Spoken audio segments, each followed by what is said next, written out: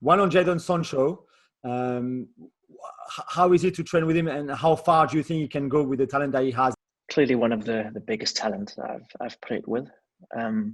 But with that talent comes a lot of pressure, and I think that he slowly starts to feel that from the England whole national team and clubs surrounding him now, and of course it's an interesting time because up to this point he's been a talent, performing very well, performing over what a talent is expected to do.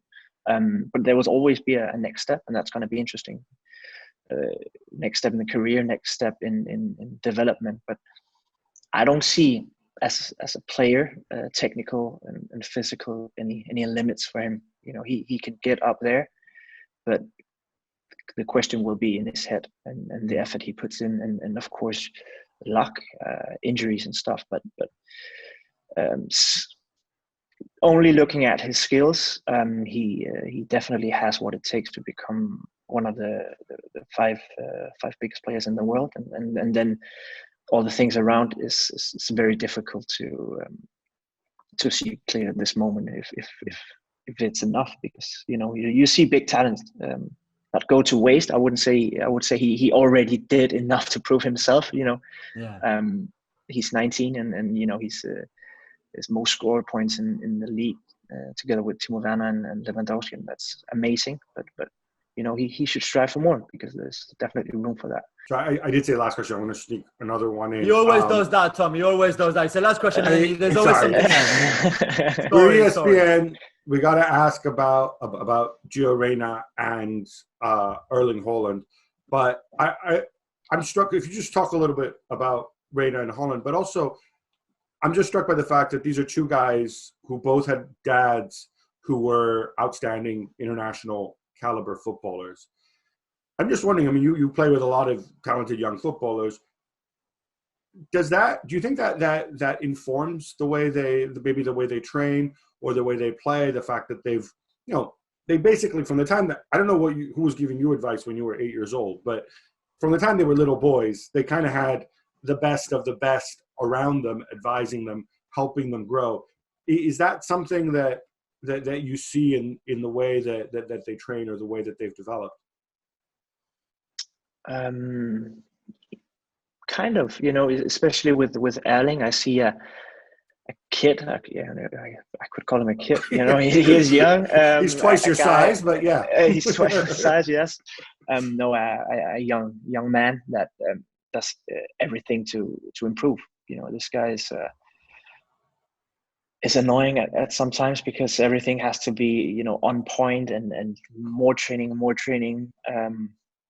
Eating better and stuff like that. So sure, I think that he's definitely benefited from having people around him, probably especially his dad, that knows how things are working in football.